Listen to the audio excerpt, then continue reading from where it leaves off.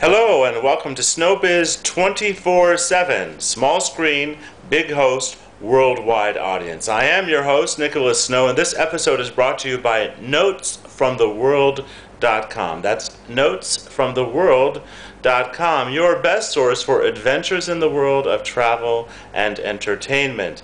With me in this episode, I'm going to be visiting with a filmmaker from India. His name is Mr. Vivek Anand, and without further ado, let's introduce him to you. Hello, Vivek. Hi, Nicholas. So, I know you have a very long, interesting career, but you have some movies that have recently come out, and I know that one of them is now available internationally on DVD. So let's start talking about some of the products that some of the films that you've worked on that are available to our worldwide audience. The latest film on which I have worked, Nicholas, is called 68 Pages. And 68 Pages basically deals with the life of a counselor. And there are 4 people around her who are HIV positive. And the film is from a woman's point of view. It's her perspective and how she's looking at people from marginalized communities, people who are stigmatized, and it's through her eyes that 4 stories unfold. And one of them is of a gay man, the other is of a transsexual boy, the third story is of a female sex worker in the red light districts of Mumbai, and the 4th one is of an intravenous drug user. So the film is basically made as an advocacy film for the National AIDS Control Organization to take the message across the country about marginalized people and how HIV affects them. And how was it responded to within India? What's the response been? The film has been ready for over a year now, and the response so far has been extremely positive. It's very, very encouraging. We had some support from HIVOS, and we did a touring festival of the film. We took the film to about 12 cities in the country, and so far we have done a little over 50 screenings, and we have reached out to a large audience of over 10,000 people. And it's kind of, I'm yet to come across anyone who's been who's been very harsh about the film or who's been negative. By and large, people have been very, very positive. In fact, everybody feels very surprised that a film like this could never find its way into the distribution circuit. And the film never got a commercial release. What was your role on the production? As a professional, I basically work as an executive producer. So if people ask me what your job is, I say my job is basically to bring about a balance between the creative and the budget. And but with 68 Pages, along with my director Sridhar, we have co-written the film, because the film is based on the life and experiences of a woman named Vishali Deshmukh, who worked with me in the Humsafar Trust as a counselor for 5 years. And when she left Humsafar, she had counseled more than 6,500 gay men. So the film is based on her experiences. I wouldn't say it's kind of, it's not 100% real experiences. Of course, for drama you have to fictionalize a lot of things, but by and large the film is based on real life incidents. Do you have any stars in the movie? We really don't have big stars in the movie, and I think that's one of the reasons. Well, they're stars now, right? Well, they are stars now because internationally the film got a lot of acclaim. We also won an award at the Houston International Film Festival last year, and the film has had a number of screenings in New York, Washington, Chicago, Boston, Toronto, various places. So I hope it'll, if nothing else, the film will make them big stars. But they were generally known names from the television industry in India. What are you working on now in terms of films and development or other projects? One, Nicholas, I have kind of, it's a decision that I made a couple of years ago, that I would want to make films that deal with queer themes, So that would deal with issues of people who are HIV positive, or that would deal with issues of sexuality, gender, human rights of sexual minorities. So after 68 pages, we've done a 14-minute documentary for UNAIDS in India, which is called Bridges of Hope.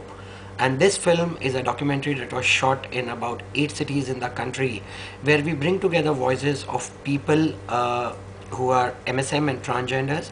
We also bring to you the voices of people who provide healthcare facilities to the MSM and transgender community, then voice of the National AIDS Control Organization and people working with various AIDS control societies. So we've tried to bring out the issues to light, and we've tried to understand that what issues have not been addressed, but at the same time we are trying to give due credit to people who are working with MSM and transgenders, that even they have a point of view. So it's like, you know, we are trying to do a balancing act. We're trying to build bridges.